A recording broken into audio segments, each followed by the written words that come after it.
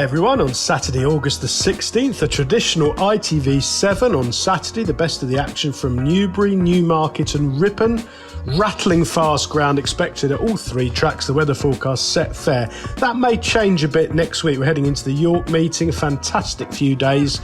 They're going to have fast ground to start with, but maybe there are some showers on the way. I should think there's plenty of clerks on the courses looking forward to it. We start off with our daily nap, sponsored by Price Stat. Bet goes in the 150 at Newbury, a 1 mile 5 furlong Group 3. I think this is tailor-made on fast ground for Candleford at around about the 4-1 mark with Price Stat Bet. Now, William Haggis, his trainer, one of those trainers we always seem to say is in blistering form. Him and Andrew Balding dominate the flat season in the UK. Haggis, 16 winners in the last fortnight, 39% strike rate, pretty incredible. And this useful performer will relish these quickening ground conditions. I thought he found things on the easy side when only third at Goodwood last time out, and maybe wasn't particularly suited by the undulations of that track. He's back on fast ground here. I really like the way he went about his business at Beverley in a listed contest, one start back, rolling over an odds-on poke of Carl Burke's in tenacious style. I suspect he'll get a positive ride here from Marquand, and I think the long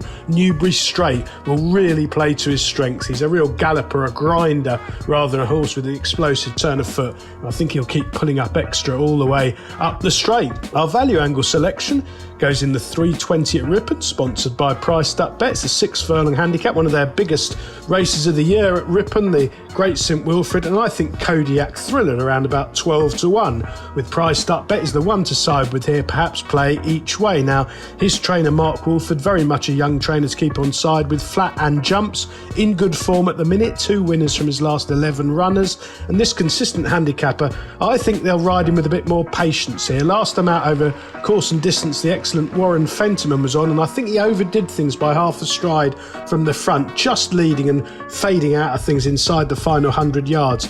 Reese Elliott is booked on this occasion, taking off a handy £5, a very promising young claimer, and I think he will go really well here if just ridden with a little bit more patience. He's thriving. Plenty of these horses have got a bit to prove at the minute, and I think Kodiak Thriller is guaranteed to go really well with conditions to suit. The remaining 5 races on ITV on Saturday, we'll spin through them in time order, starting with the 205 at Newmarket. Quite a spectacle here, this 6 furlong handicap for grey horses only, a once-a-year event. It does look pretty amazing with them all charging up the straight, and I think Silver Samurai is handicapped to win now for Marco Botti. Now, he caught the eye for me last time out under a very negative ride over 7 furlongs at Doncaster. His mark has become very lenient on the pick of his form. He's a previous course and distance winner, and encouragingly, the yard have returned to the winners with 3 in the last 14 days. I think Silver Samurai has been plotted up for this race for some time, and he's certainly now well treated. Back to Newbury for the 225, a fiercely competitive 5 furlong handicap. Glamorous Breeze is a real speedball who gets on well with Gina Mangan, and I think Chris Mason, sprinter, can make all the running if he's fast away out the stalls. He's been running really well in defeat recently. I think this flat track on fast ground will suit him, and he can burn them off by halfway.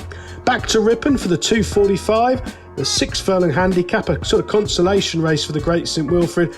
I thought 4-more was very eye-catching here last time out. If you watch that run back, he messed about in the stalls, not for the first time. The rider was late removing the hood and he flopped out, but he did run on quite strongly from miles off the pace to finishing an eye-catching 4th there under Joanna Mason. Paul Mulroney takes over in the saddle this afternoon. They're going to go 1,000,000 miles an hour and hopefully stop, and 4-more can weave his way through late at what should be a double-figure price.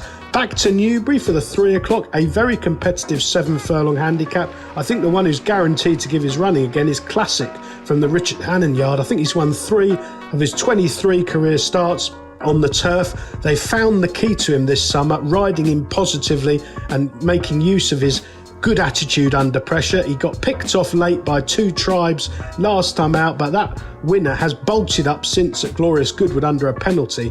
And Classic, although he's inching up the weights for not winning, he has got optimum conditions again under regular rider Pat Dobbs. He is more exposed than some of these rivals. Perhaps there'll be a better treated 1 or 2, but play each way. I think Classic is bound to give you a good run for your money at around 5-1. And finally, back to Newbury for the 335, a 7 furlong Group 2. I think the value here lies with Marvel Man at around about 14-1 for the the Andrew Boarding Yard. Now, Andrew, like William Haggis, he is in flying form. He has been since the season started. He's had 11 winners in the last fortnight at a 23% strike rate. I think this track is the key. He didn't handle Chester last time out. He ran creditably, but he was a bit free. He didn't look that easy around the turns there. Back at a more galloping track, Oisin Murphy's booked. He's a maiden after 6 runs on the turf, but there have been excuses each time. And I remember his run when he was very well back for the Jersey at Royal Ascot. He ended up on the wrong part of the track there, but he went with real zest. And I can see him going very well here on this flat track under Murphy on fast ground.